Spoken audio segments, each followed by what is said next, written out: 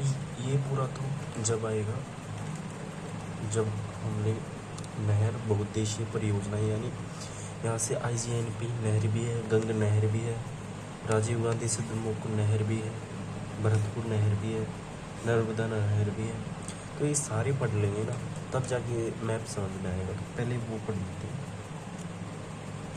पहला है अपना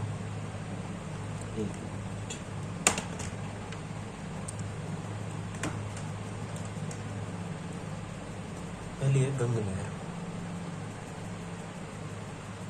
गंग नहर कहाँ की है? बीकानेर की नहर है। ये बीकानेर नहर क्या? बीकानेर की गंग नहर।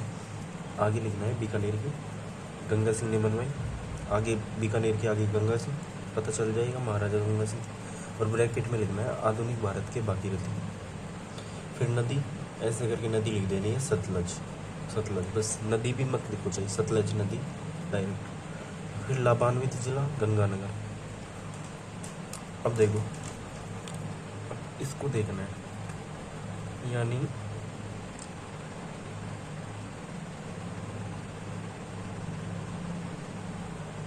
ये है पंजाब पूरा, सतलज नदी है, यहाँ पे है पंजाब।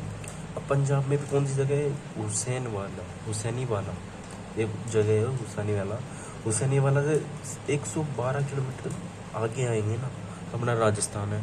और ये राजस्थान में जो जा रही है ना श्रीगंगानगर तक, ये है 17 किलोमीटर। तो टोटल लंबाई जो 112 प्लस 17, तो टोटल लंबाई 129 हो जाती है।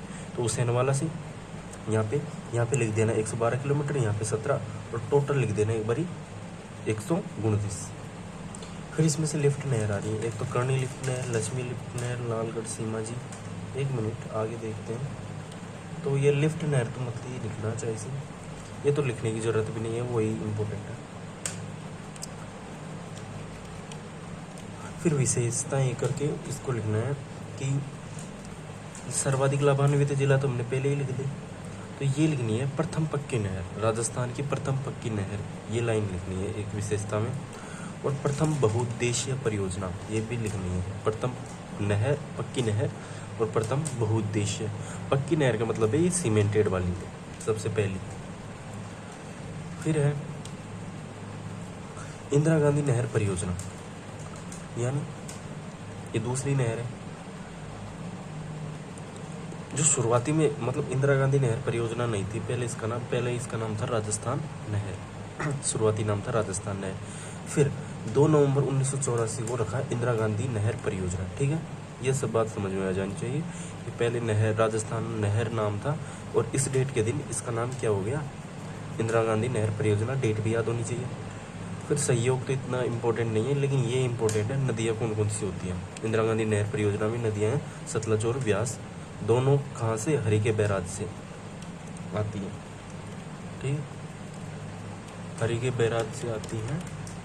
फिर IGNP 3 चीज़ में करा, तो योजनाकार, हाँ योजनाकार लिखना है, कंवर सिंह था इसका, योजनाकार कंवर सिंह। नींव किसने रखी? गोविंद वल्लभ पंत ने 31 मार्च 1958 को, ये भी लिखना है। और उद्घाटन करना सर्वपल्ली राधाकृष्णन ने 1961। फिर गोविंद वल्लभ यानी जिसने नींव रखी थी, यानी ऐसे ही लिख देना, गोविंद वल्लभ ने नहर को मरुगंगा कहा। यहीं से गोविंद वल्लभ पंत अपन ने लिख ही लिया, नींव किसने रखी। तो इसी का ऐसे करके कि इसने राजस्थान नहर को, इसको मरुगंगा कहा। बस समझ में आ जाना चाहिए। उद्देश्य तो वही होंगे, सिंचाई, पेयजल, बस। अब IGNP का निर्माण है ना, जो 2 स्टेप्स में हुआ, एक तो प्रथम चरण होगा, फिर द्वितीय चरण। तो प्रथम चरण में टोटल कितनी बनी? 393 पूछेगा। प्रथम चरण में कितनी लंबाई है? 393।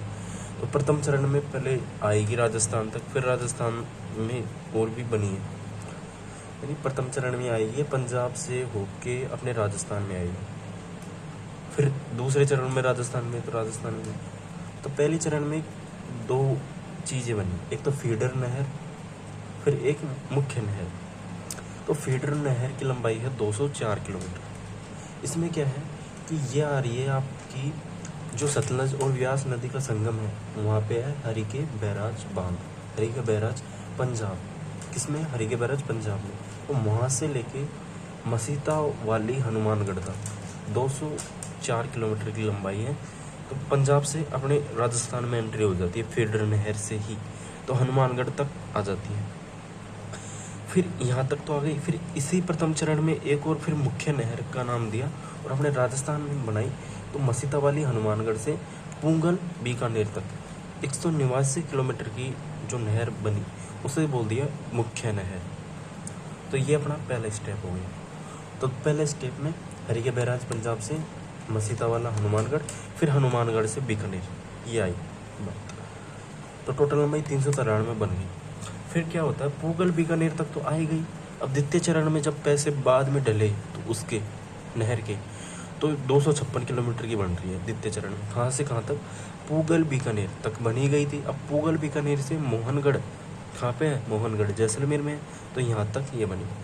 अब टोटल लंबाई जो 393 प्लस 256 होती है, टोटल लंबाई यानी हरिके बैराज पंजाब से मोहनगढ़ जैसलमेर तक 649 किलोमीटर लंबी है ये टोटल नहर की लंबाई। और केवल राजस्थान में पूछे तो भी राजस्थान का भी याद होना चाहिए, आगे देखेंगे इससे समझेंगे मैप से। और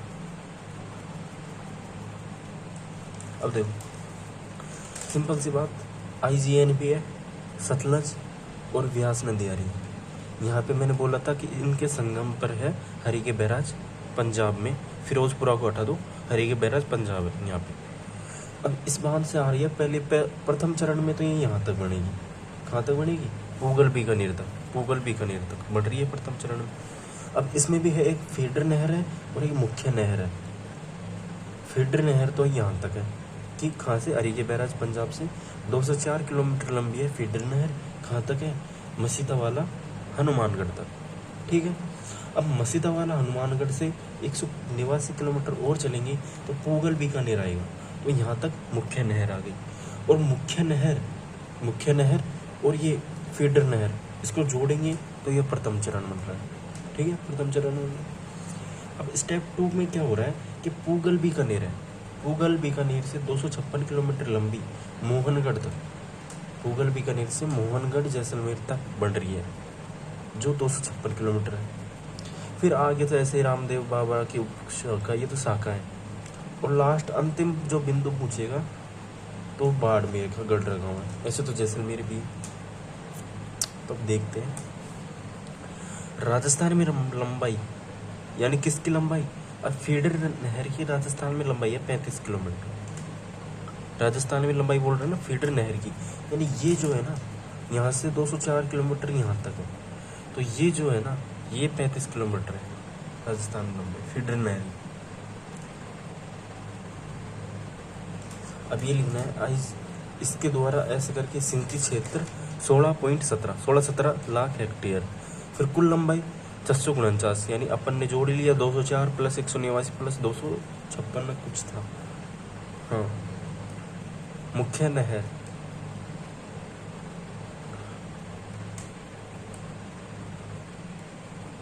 नहर में देखो ये आ रही है, मुख्य नहर यहाँ से है। मुख्य नहर में द्वितीय चरण को भी जोड़ दिया, यानी 189 प्लस 256 445 हो गई। 445 मुख्य नहर होगी, फीडर नहर है 204 किलोमीटर। और राजस्थान में मैंने बोला ही था 35 किलोमीटर है ही लंबाई, तो मुख्य नहर की लंबाई टोटल हो जाएगी 480। अब 480 कैसे हो रही है?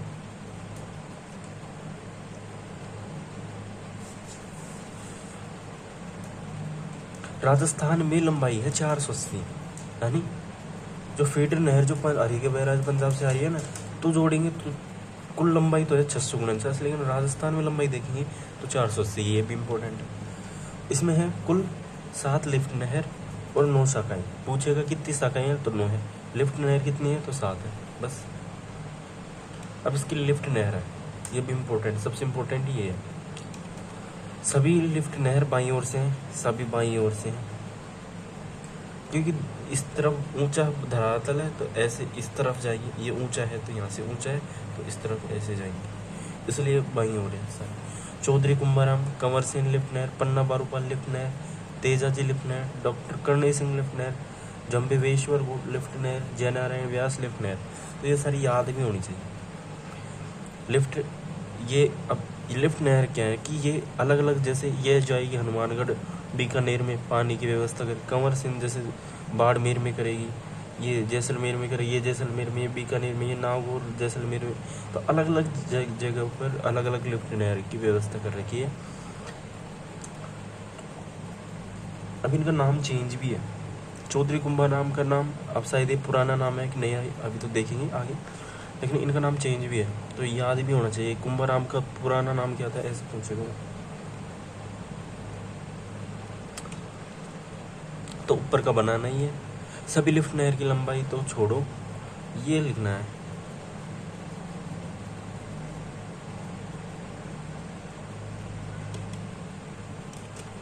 पहले तो यही लिखना है कि चौधरी कुंभराम में क्या लिखना है, सर्वाधिक जिले, फिर जिले लिख देने हैं। हनुमानगढ़ में पहुंच जाता है पानी, बीकानेर में, चूरू में, झुंझुनू में, ठीक है। फिर दूसरा है कंवरसेन लिफ्ट नहर, ये क्या है, प्रथम और सबसे लंबी, इतना लिखना है, प्रथम और सबसे लंबी बीकानेर और श्रीगंगानगर में, ठीक है। फिर पन्नालाल बारूपाल लिफ्ट नहर, ये केवल है बीकानेर नागौर में, इतना ही लिखना है। फिर तेजाजी लिफ्ट नहर, सबसे छोटी लिफ्ट नहर लिखनी है, और बीकानेर, केवल बीकानेर में। फिर है डॉक्टर करणी सिंह, ये है बीकानेर जोधपुर में है। गुरु जम्बेवेश्वर जोधपुर और जैसलमेर और बीकानेर। फिर है जयनारायण व्यास, जोधपुर और जैसलमेर। तो ये तो याद रखने ही पड़ेंगे जिले, बार बार पढ़ेंगे तो याद हो ही जाएंगे। फिर इनके पुराने नाम, ये तो सारे थे नहीं नाम। अब इसको ऐसे कैसा और उतारना है कि चौधरी कुंभाराम लिफ्ट नहर को गंदेल सहावा बोलते हैं, कंवरसेन लिफ्ट नहर लूण करणसर बोलते हैं। पन्नालाल बारूपाल का नाम लिख दिया गजनेर लिफ्ट नहर, तेजाजी का नाम बांगड़सर, करणी सिंह लायत, जम्बेवेश्वर फलोदी, जयनारायण व्यास पोखरण लिफ्ट नहर। तो ये भी लिखने हैं, इम्पोर्टेंट है ये। फिर ये शाखाएँ आ जाती है, ये तो लिफ्ट नहर थी, अब शाखाएँ आ जाती हैं। तो ये शाखा सूरतगढ़, अनूपगढ़, पूगल, ये सारी दाईं तरफ है, लेकिन एकमात्र एक ऐसी शाखा है जो रावतसर बाईं तरफ है। तो इसको ऐसे लिख लेना है कि एकमात्र शाखा बाईं तरफ वाली शाखा, एकमात्र शाखा जो बाईं तरफ है कौन सी है, रावतसर हनुमानगढ़, ऐसे लाइन ही लिख लेना है, इसको नहीं बनाना, इसमें से नहीं आते, उस ऊपर वाले में से बहुत ज़्यादा क्वेश्चन बनते हैं। फिर लाभ तो क्या है, हरित क्रांति का जन्म हुआ, चरागा भूमि हो गई, ये सारे तो लिखने वाले, मेंस RAS मेंस का है ये, तो लिखते हैं उसमें, तो उसमें लिखना पड़ता है ये सारी चीज़ें, तो इसको छोड़ो। IGNP की हानियाँ ये लिखनी है। सेम की समस्या या जलाक्रांता, तो क्या है कि IGNP के कारण उत्तरी प्रदेश में सेम की समस्या बढ़ी है। कारण क्या है, इसमें जल रिसाव होता है, अधिक सिंचाई के कारण, अधिक सिंचाई करते हैं तो जल रिसाव होता है, मतलब अंदर तक जाता नहीं है और फैलता है, कचीदा, तो कचीदा दलदला हो जाता है। उपाय क्या है, उपाय भी लिखना है इसका, सफ़ेद या यूकेलिप्टस का वर्कशॉप होना, यानी सफ़ेदे के पौधे लगाने चाहिए। फिर है लवणीयता, पश्चिमी राजस्थान लवणीयता सर्वाधिक बढ़ती है IGNP के कारण। उपाय क्या है, जिप्सम या फुमारा पद्धति बस।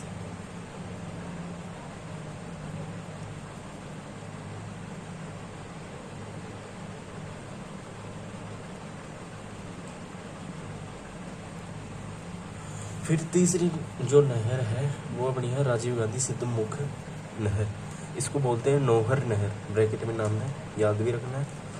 फिर कौन कौन सी नदियाँ, रावी व्यास, दोनों नदियाँ का मिलता है। लाभान्वित जिले, नौहर हनुमानगढ़ का और चूरू में, नौहर लिखना है हनुमानगढ़ और चूरू में भी लाभान्वित होता है। सहयोग दिया है इसने यूरोपियन संघ ने, साथ में नाबार्ड ने भी। अब देखो ये रावी नदी आ रही है तो यहाँ से रावी नदी का पानी आ रहा है, फिर व्यास आ रही है तो यहाँ पे सतलज नदी आ रही है, फिर रावी व्यास का पानी मिक्स करके, सतलज तो ऐसे जा रही है लेकिन इसका पानी व्यास करके इसके ऐसे राजीव गांधी से नौहर आ रही है, फिर हनुमानगढ़ और चूरू में है ही। फिर यमुना लिंक आ गई अपना, यमुना लिंक लिख देना है। गुड़गांव नहर भी है, राजस्थान और हरियाणा में है। नदी कौन सी है? यमुना नदी है। लाभान्वित जिले भरतपुर, शेखावाटी, मेनली तो भरतपुर ही होता है, और अजान बांध है भरतपुर में, पता ही है। फिर यमुना नहर प्रस्तावित, ये तो नहीं लिखना, ये तो बनाना भी नहीं है, छोटे छोटे। फिर नर्मदा नहर लिखनी है। नर्मदा कौन सी है? बहुउद्देशीय परियोजना मत लिखना। इसमें नर्मदा में क्या लिखना है? पहले तो कौन कौन से जिले राज्य शामिल है? एक तो मध्य प्रदेश है, गुजरात है, महाराष्ट्र है, राजस्थान, 4 राज्य हैं। मध्य प्रदेश, राजस्थान, गुजरात, महाराष्ट्र, नीचे वाले स्थित। फिर लाभान्वित जिले कौन सा है? जालोर, सांचौर, जालोर का था पहले, और बाड़मेर। बाड़मेर, जो बाड़मेर है, इंपॉर्टेंट बात यह है कि आईजीएनपी और नर्मदा नहर दोनों से जुड़े हुए हैं। यानी आईजीएनपी का अंतिम बिंदु जो है बाड़मेर में आके रुकता है, और ये जो नर्मदा नहर वो नीचे से ऊपर की ओर आती है, बाड़मेर में ही खत्म होती है।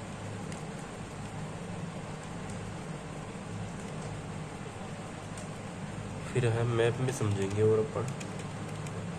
तो इसमें क्या बोल रहा है कि एमपी से निकलती हुई नर्मदा नहर सरदार सरोवर बांध से होते हुए ये राजस्थान में एंट्री मारता है और सांचौर तक आती है। 74 किलोमीटर राजस्थान में है लंबाई शायद। राजस्थान में प्रवेश, यहाँ पे प्रवेश करके सीलूगांव लिख देना है, नर्मदे बस सीलूगांव ही लिखना है, ज़्यादा नहीं पूछी तो इससे। कुल लंबाई यहाँ से 458 है, 458 और 74 किलोमीटर राजस्थान में है। गुजरात प्लस राजस्थान में है 74 किलोमीटर, तो 532 हो जाती है। अब विशेषता क्या है? मेन बात, अगर क्वेश्चन पूछता है ना बहुत ज़्यादा, तो इसमें ये पूछता है बूंद बूंद वाली। बूंद बूंद फव्वारा सिंचाई की तकनीकी अनिवार्य रूप से, यानी सर्वाधिक जो बूंद बूंद या फव्वारा सिंचाई है इसी में किया जाता है, नर्मदा नहर। ये पूछता है, इसको लिखना है। फिर सिंचाई नहर ये तो छोड़ दो, और बाकी की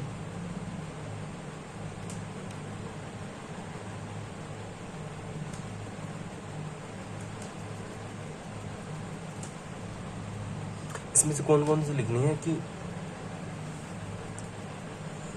जो जो भी रूल के टिक है, मतलब हरीश चंद्र काली, ये डबल डॉट का मतलब है ये नीचे भी है। काली सिंध नदी है कोटा में, एक तो ये लिखना है। एक तकली कोटा में, क्या है कोटा में? ये नहर है शायद, नहर ही है। तकली कोटा में। सावन भादो नहर चंबल और काली सिंध नदी पे है कोटा में। अलनिया ये भी कोटा में। गुडा बूंदी में। चाकड़ बूंदी में। मेज बूंदी में। मेज परियोजना, मेज नहर बूंदी में है। और मेजा जो है वो कोठारी नदी, मेजा बांध है कोठारी नदी पे भीलवाड़ा में, ये भी लिखा। फिर है बिलास नहर है बारा और कोटा में। परवन नहर है बारा कोटा झालावाड़ में। लहासी नहर है बारा में। फिर है भीमसागर नहर है झालावाड़ में। गागरीन नहर है झालावाड़ में। पीपलाद नहर है झालावाड़ में। काली सिंध नहर है झालावाड़, बारा, कोटा में। और चोली भी है झालावाड़ में। फिर लिखना छापी नहर झालावाड़ की है। ईसादा नहर सवाई माधोपुर, मोरेल सागर की है, सवाई माधोपुर की है मतलब। और है इंदिरा गांधी लिफ्ट नहर परियोजना भी सवाई माधोपुर की है। बीसलपुर बनास नदी से जो बनता है वो टॉप में है। फिर लिखना बाकली बांध सुकड़ी नदी पे जालोर में। और लिखना है मानसी वाकल उदयपुर में है। सोम कागदर यानी उदयपुर, तो उदयपुर में। सेई परियोजना उदयपुर में भी है, जवाई बांध पे। सोम कमला अम्बा डूंगरपुर में है। अनास बांध परियोजना है बांसवाड़ा की है। मतलब ये याद करनी है, ये सब याद करनी है, कौन सी परियोजना कहाँ की है, कौन सा बांध कहाँ का है। ठीक है, अगला तो है बाद में, और अगला बाद में क्या छोटा सा ही है, जल संरक्षण तकनीकी। दिखा देखते हैं जल संरक्षण तकनीकी। इसमें जल संरक्षण है क्या, तकनीकी क्या है, महत्वपूर्ण बिंदु, तो ये सब देखेंगे। इसमें नॉर्मल ये कुआं क्या है, जो अपने पहले के ज़माने के कुएं को क्या बोलते थे, ऐसे ही आएगी बात। जल संरक्षण का मतलब है बहते हुए पानी को रोकना व उपयोग में लिए जाने वाले पानी को सीमित उपयोग करना। यानी पहले तो वेस्ट पानी नहीं करना है, और जो पानी है उसी को अच्छे से यूज़ करना है, कि जहाँ पे जितना यूज़ हो रहा है उससे ज़्यादा यूज़ न करें। तो ये तो खाली समझने की बातें थी। अब ये तकनीकी ये लिखनी है अपने में, जल प्रबंधन की तकनीकी, परंपरागत और एक आधुनिक तकनीक। परंपरागत तकनीक का मतलब है कि जो पहले यानी पहले के समय में कौन कौन सी तकनीकियाँ थी। अब आधुनिक का मतलब है अब, यानी टेक्नोलॉजी के युग में, तो बांध, नहर, बूंद फव्वारा तकनीकी ये अब थी, अब है, पहले नहीं थी। तो परंपरागत में लिखनी है नाड़ी, टोबा, बावड़ी, झालरा, खड़ीन, बेरी, या बेरी को ही बोलते हैं, कोई टाका को बोलते हैं, कुंड, जोहड़ तो पहले पटा कहता है, कोई शेखावाटी के छोटे कुएं, कच्चे कुएं, तालाब, झील, और भी है क्या। आधुनिक में लिखना है बांध, नहर, बूंद फव्वारा तकनीकी। तो पूछेगा कौन सी परंपरागत तकनीकी है या फिर कौन सी परंपरागत तकनीकी नहीं है, पूरी याद होनी चाहिए कौन सी परंपरागत तकनीकी में है। बांध, नहर, बूंद फव्वारा तकनीकी आधुनिक में है। फिर एक एक की परिभाषा दे रहे हैं। ये परंपरागत हेडिंग लगाएंगे, पहली लिखनी है नाड़ी। इसमें क्या लिखना है, ओनली फॉर तालाब होता है, तालाब में वर्षा जल संग्रह, बस इतना ही लिखना है। तालाब में वर्षा जल संग्रह, यानी वर्षा का जो पानी आता है तालाब में भर जाता है, बस। पश्चिमी राजस्थान में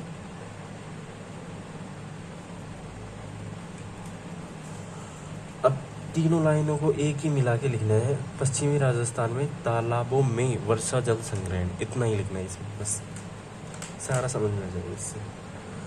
टोबा क्या है, नाड़ी से नहर जल,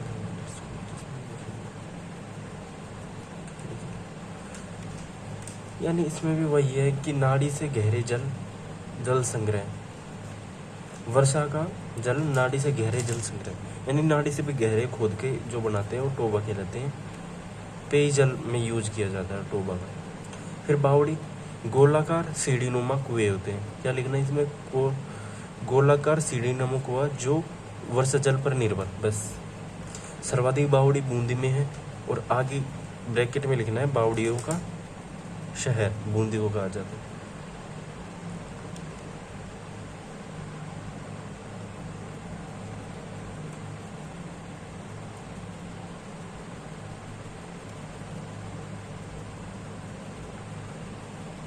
फिर झालरा क्या है, आयतार कुंड में तालाब या झील से पानी आता है, बस इतना ही लिखना है। और उपयोग रीति रिवाजों के स्नान में किया जाता है, बस इतना ही लिखना है। फिर खड़ीन या पलाया, ये तो पढ़ भी ली थी अपन ने। पश्चिमी राजस्थान यानी जैसलमेर में पालीवाल ब्राह्मणों द्वारा जल संग्रहण किया जाता है, इससे कृषि की जाती है और अस्थायी पानी की झील बनाई जाती है, इससे कृषि करते हैं, तो उसे खड़ीन या पलाया कहते हैं। सर्वाधिक जैसलमेर में है, तो लिख देना है कि पश्चिमी जैसलमेर में पालीवाल ब्राह्मणों द्वारा जल संग्रहण, बस। बेरी कोई बोलते हैं, कोई पश्चिमी राजस्थान में गोलाकार कम गहरे खड्डे, बस। टाका या कुंड क्या है, पेयजल के उद्देश्य से घर में बनाया जाता है, वर्षा जल पर आधारित, और वर्षा के जल को जो क्या कहते हैं, पार्लर पानी कहते हैं। मतलब क्या है, टाका या कुंड होता है अपने जो घर के आगे बनाते हैं, जो कुआं सा होता है उसमें पानी भरा रहता है, तो बाल्टी से खींचते हैं, तो उसी को कुंड बोलते हैं, टाका या कुंड। तो सार्वजनिक स्थानों में तो वर्षा जल पर आधारित, वर्षा जल बहता है, वो आ जाता है ऊपर से, तो जो कचरा होता है वो तो नीचे बैठ जाता है, ऊपर पार्लर पानी यानी वर्षा का पानी, तो इसको ये बोलते हैं। जोहड़ क्या है, शेखावाटी में पानी के कच्चे कुएं, बस इतना ही बोलना है। शेखावाटी में पूछेगा जोहड़ कहाँ का है, मतलब कौन किस क्षेत्र में है, तो शेखावाटी में है क्या, कच्चे कुएं, बस सिंपल सी बात। और जोहड़ जो पद्धति, जैसे जोहड़ जो कच्चे पानी के कुएं बनाते थे, उसको पुनर्जीवित यानी श्रेय दिया था, मतलब उसको और अच्छी तरीके से बनाया था डॉक्टर राजेंद्र सिंह ने। इन्हें क्या बोलते हैं, जोहड़ वाले बाबा, तो ये भी लिख लेना। फिर तालाब, प्राकृतिक या कृत्रिम जलाशय होते हैं, बस। अब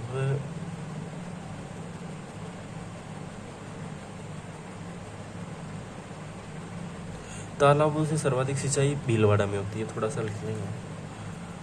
फिर है झील। वर्षा जल या नदी के जल द्वारा निर्मित जल बेसिन। नॉर्मल सी बात है, पूछेगा नहीं वैसे तो, पर लिख लेना। वर्षा जल या नदी से जो पानी आता है उसी को झरने बोलते हैं। स्थानीय भाषा में घिरे हुए होते हैं चारों ओर से, क्योंकि पर्वत से घिरे हुए होते हैं, वो झरना बहता है, वो झील हो गई। और सर्वाधिक झीलें हैं उदयपुर में, ये लिखने हैं।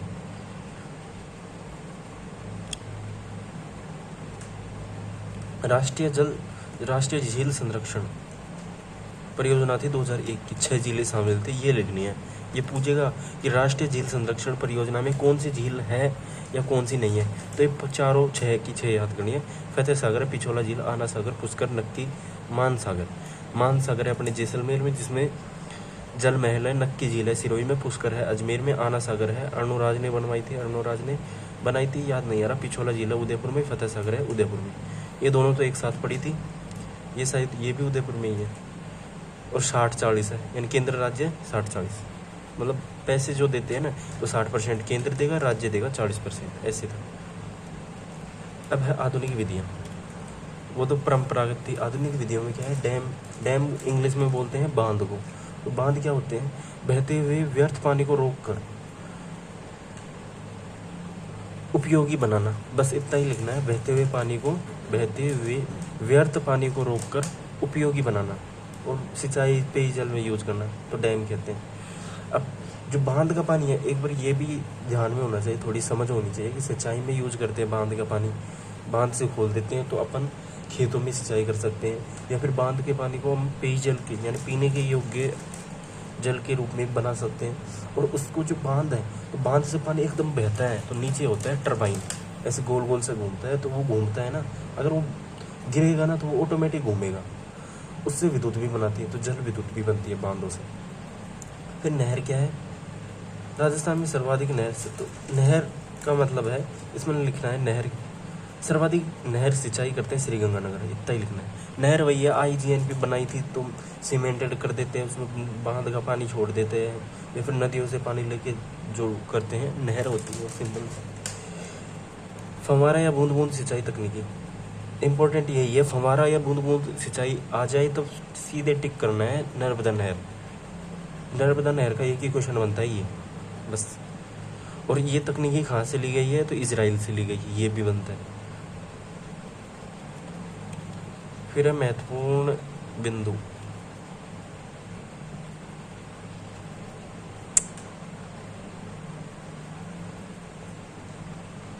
इसमें लिखना है जल स्वावलंबन योजना 2016 में झालावाड़ से, लिखना है 2016 में झालावाड़ से स्टार्ट। फिर तालाब कुएं जल स्तर सुधारना, चरागाह विस्तार, कृषि उत्पादन बढ़ाना, बस। फिर ये नहीं लिखनी। और अगर स्पीड ज़्यादा हो जाए तो यूट्यूब में एक वो स्पीड का वो भी है, तो वो कम कर सकते हैं अपन, क्योंकि धीरे धीरे बोलेंगे तो ये 5-6 GB की बन जाती है फिर। ये तो योजना ही है, ज़्यादा इम्पोर्टेंट है भी नहीं। तो क्वेश्चन तो अपने वहीं से बन जाएगा। अब मिट्टी है, मिट्टी अगली टॉपिक में करेंगे।